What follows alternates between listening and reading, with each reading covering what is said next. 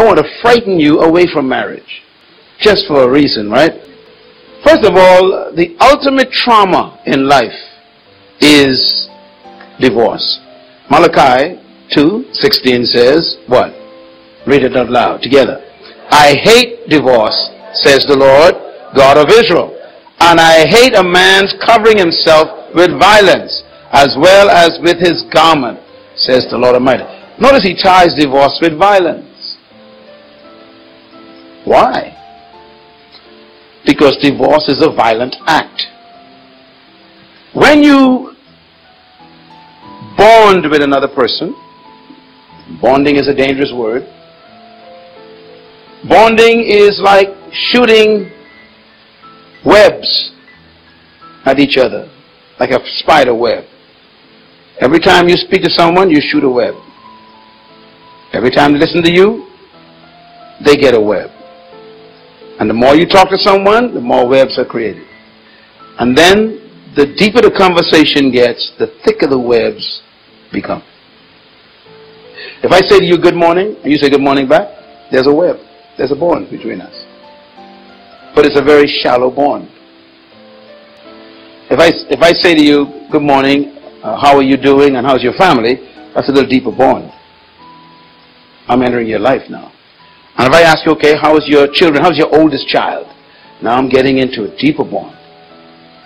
And then if I get the questions like, what do you want to do with your life the next 20 years? That's a deeper bond.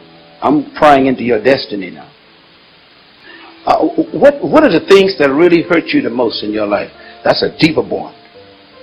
See, and you got to be careful who you bond with and what questions you ask. Because there's certain relationships you got to keep them at the thin level. You don't want to get too deep. Like if you're married, you got to be careful what you ask other people of the opposite sex. Because you don't want certain bonds to be connected or created. If you're not serious about a relationship, don't get into deep questions. Because people start bonding with you. Sometimes you hear people say, well, I just took out for lunch or took him out for dinner and we were chatting and all of a sudden he thinks I like him. Well, it depends on what you all talked about. This is serious. You gotta understand this. If you start talking to a person about, what are your dreams for the next 5 years? Right away you're telling me you want to get at a deeper level in my life. That's a serious bond you want to connect. I mean, you are nosy now. You push it. You're getting down into some thick webs. And once those webs get thick, and that's why marriage is so dangerous, because marriage is not just bonding mentally and socially and psychologically and emotionally, but you get now into physical bonding, which is sex, and that's a deep bond, because now I gave you myself. And divorce is trying to break that bond, all those bonds, and you can never break a bond.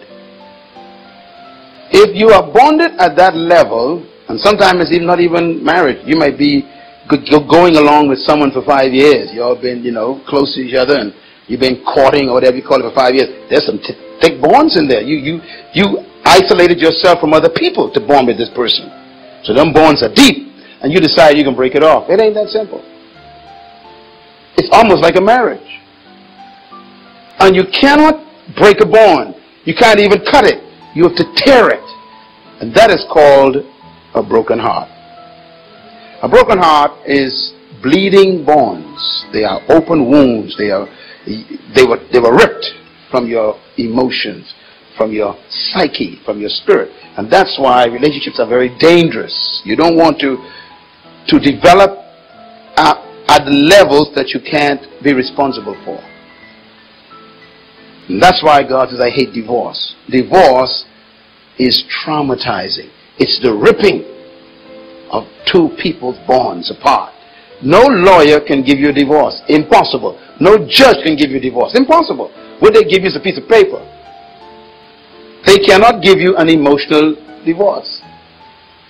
That's why when you leave the classroom, all hell breaks. I mean, when you leave the courtroom, rather, all hell breaks loose after that for months. Because it ain't as simple as you thought.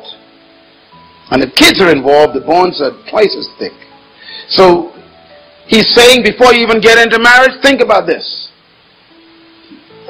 Can I handle the ripping?